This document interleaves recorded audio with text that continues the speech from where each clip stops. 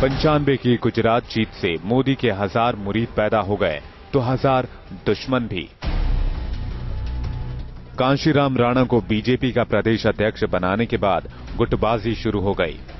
राणा ने नरेंद्र मोदी की अनदेखी करके सुरेश मेहता को महासचिव बना दिया।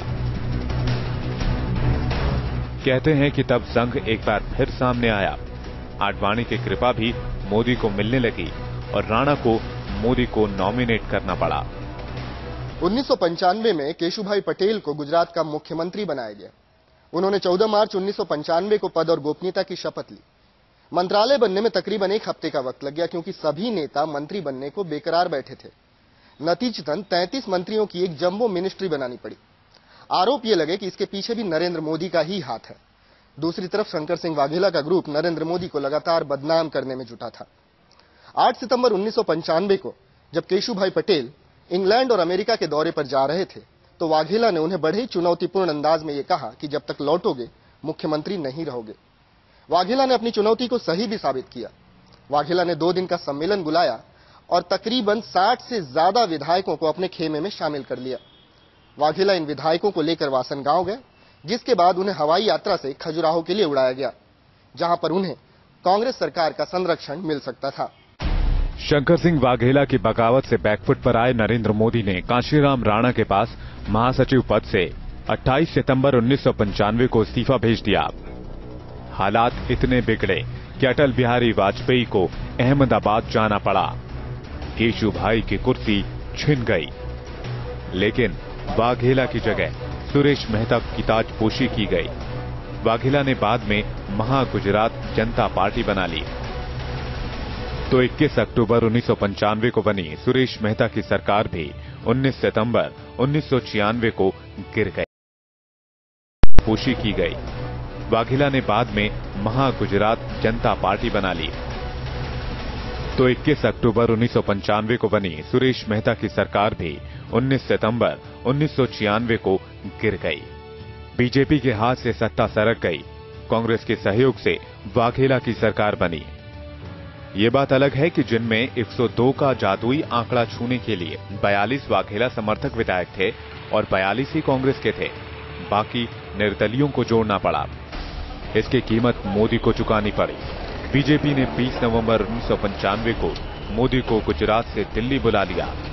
ये उस वक्त काले पानी की सजा जैसी थी। मोदीनामा में मोदी की खोज में वडनगर, नागपुर, चेन्नई और अहमदाबाद होते हुए अब हम दिल्ली पहुंच चुके हैं। दिल्ली में बीजेपी का यही दफ्तर दरअसल नरेंद्र मोदी का ठिकाना बना। पर काटे जा चुके थे, लेकिन उसके बाद 6 साल नरेंद्र मोदी ने बीजेपी के इसी दफ्तर में काटे। बीजेपी हेड ऑफिस के पीछे बने ये दफ्तर कभी छोटे छोटे कमरे हुआ करते थे और उन्हीं में से एक कमरा नरेंद्र मोदी का भी हुआ करता था। उस समय नरेंद्र मोदी से मिलने न तो ज्यादा लोगों की भीड़ उमड़ा करती थी और न ही उनकी कोई खास जय जयकार होती थी। ऐसे में नरेंद्र मोदी खुद को व्यस्त रखने के तरीके ईजाद करने लगे। वो हाईटेक होने की कोशिश करने लगे थे और यही वो दौर था जब से उन्होंने लैपटॉप इस्तेमाल करना शुरू कर दिया था। मोदी दिल्ली पहुंचे तो एक बार फिर आडवाणी की सोहबत मिली। बताया जाता है कि आडवाणी के एक कहने पर ही मोदी को हरियाणा, हिमाचल प्रदेश, चंडीगढ़, पंजाब और जम्मू कश्मीर का प्रभार दे दिया गया। इतना ही नहीं, 19 मई 1998 को मोदी को बीजेपी का महासचिव बना दिया गया। मोदी ने इसके बाद केंद्रीय कमान में पैठ बनानी शुरू कर दी। अमेरिका के राष्ट्रपति बिल क्लिंटन जब भारत आए थे, उस समय कश्मीर में 36 सिखों की हत्या हुई थी। बीजेपी का राज्य प्रभारी होने की हैसियत से नरेंद्र मोदी ने इलाके का दौरा भी किया था। नरेंद्र मोदी ने उस समय एक ऐसा माहौल बनाया था कि तत्कालीन सीएम फारूक अब्दुल्ला को उनके बिना सुरक्षा आने जाने की शिकायत आडवाणी को करनी पड़ी थी। मोदी तभी सैनिकों से भी मिला करते थे और नारे लगाते थे कि चिकन बिरयानी नहीं, बुलेट का जवाब बम से दिया जाएगा। ये महज इत्तेफाक ही है कि जब मोदी केंद्रीय कमान के संपर्क में आए तो बीजेपी भी पहली बार स्थायी सरकार बनाने में कामयाब हुई।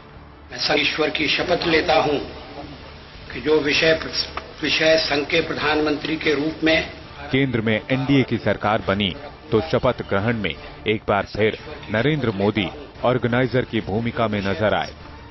इस बीच मोदी सिर्फ एक बार साल 2000 में गुजरात वापस गए।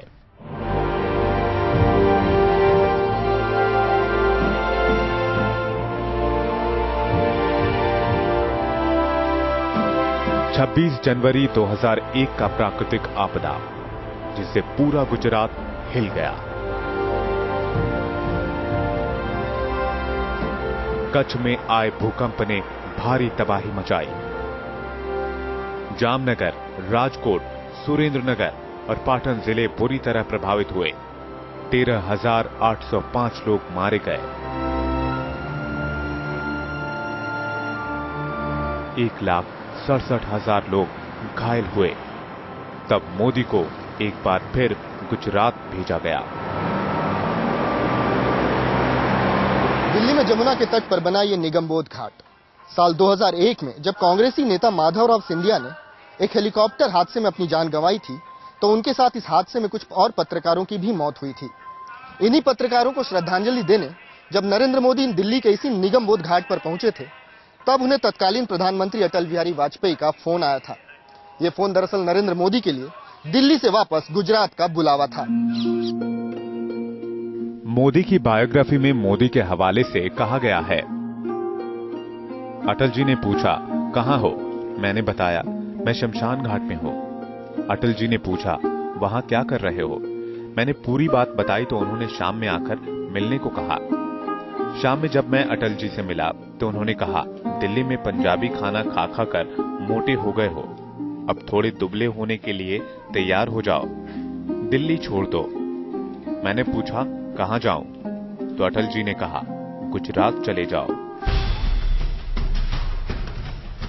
बायोग्राफी के मुताबिक तब नरेंद्र मोदी को लगा कि उनसे बाकी राज्यों का प्रभार भी वापस ले लिया गया है और सिर्फ गुजरात का प्रभार दिया जा रहा है, लेकिन फैसला तो कुछ और ही था। अटल जी ने कहा, नहीं, तुम्हें अब गुजरात का मुख्यमंत्री बनना है और वहां से चुनाव लड़ना है।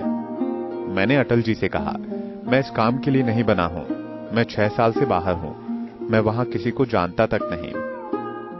तो अटल जी ने कहा, मैं दिल्ली में आया तो मैं ही किसे जानता था।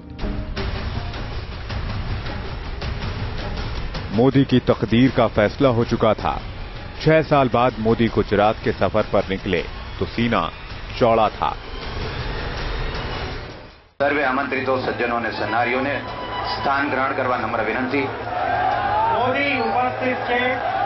હું નરેન્દ્ર દામોદરદાસ મોદી 7 अक्टूबर 2001 मोदी गुजरात के 14वें मुख्यमंत्री बन गए। જે કોઈ બાબત મારી વિચારણા માટે લાવવામાં આવશે, पहली बार संघ का एक प्रचारक इस कुर्सी तक तो पहुंच गया, लेकिन अगले 13 साल गढ़ने वाले थे एक नया मोदी। सफर जारी है मोदीनामा का।